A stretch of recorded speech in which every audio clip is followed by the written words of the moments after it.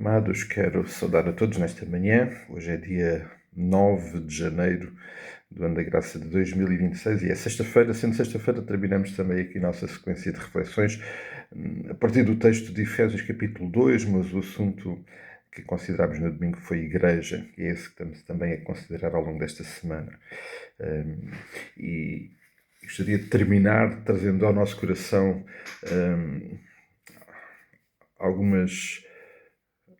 alguns ensinos, algumas exortações da palavra, algumas verdades importantes para nós a respeito da Igreja. A Igreja é uma maravilhosa ideia de Deus para a nova aliança.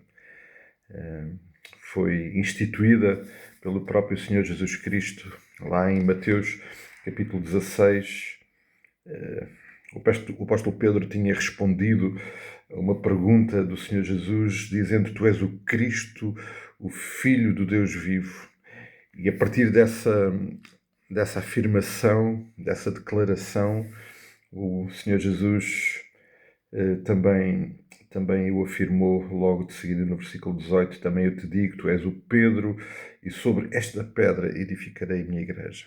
E a pedra, como o apóstolo Paulo, também o apóstolo Pedro mais à frente nas suas cartas vem referir e registar, é esta afirmação, é este Cristo. Ele é o fundamento. Aliás, nós lembramos isso em Efésios capítulo 2, versículo 21,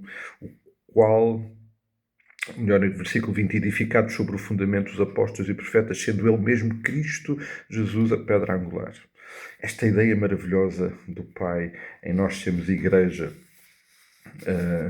um propósito alicerçado no seu próprio Filho, é de facto um privilégio para cada um de nós. Lembrando que para nós termos igreja, ele fez o maior investimento que a humanidade já viu.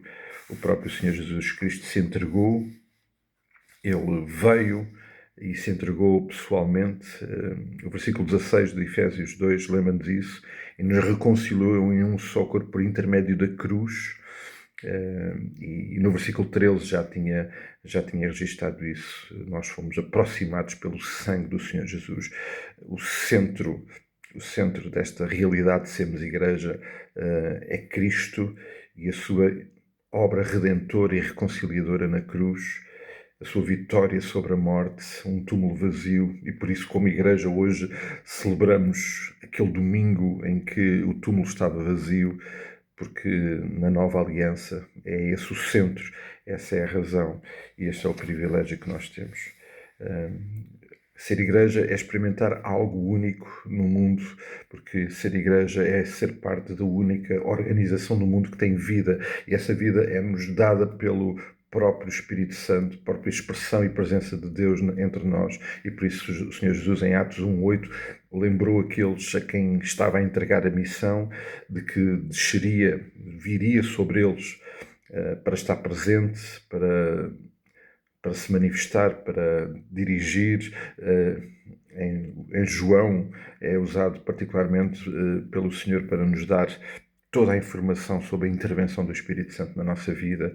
Ele é, de facto, o selo, aquele que certifica a nossa presença, porque ele nos dá vida. E por isso também pensamos naquela imagem de Paulo em 1 Coríntios 12, de sermos corpo vivo, interdependente, que vive verdadeiramente esta experiência neste corpo que é a Igreja. Esta igreja absolutamente sublime, que tem como propósito ser manifestação do reino, cumprir a missão de levar o Evangelho a todo lugar. E isso acontece, como o apóstolo Paulo mais à frente, nesta carta aos Efésios, vai falar lá no capítulo 4, neste ambiente de igreja onde nós crescemos. Aliás, no versículo 13 do capítulo 4, ele diz: até que todos cheguemos à unidade da fé, no pleno conhecimento do Filho de Deus, à perfeita varonilidade e à medida da estatura da plenitude de Cristo. Isto acontece na igreja. Uma igreja que tem expressão local. É uma igreja universal, mas que tem expressão local. Desde Atos a Apocalipse, Deus está a revelar isso. uma igreja que tem uma expressão local, que é propósito de Deus, que é levada por Deus e cada um de nós é colocado lá por vontade de Deus. É isto que compreendemos e experimentamos no que é ser igreja. Esta igreja absolutamente maravilhosa, que é uma experiência única. Esta experiência para o apóstolo Paulo era tão intensa que ainda na carta aos Efésios, no capítulo 3, ele no versículo 21 deixa esta expressão em oração: a ele seja a glória na igreja e em Cristo Jesus por todas as gerações, para todo o sempre. Amém.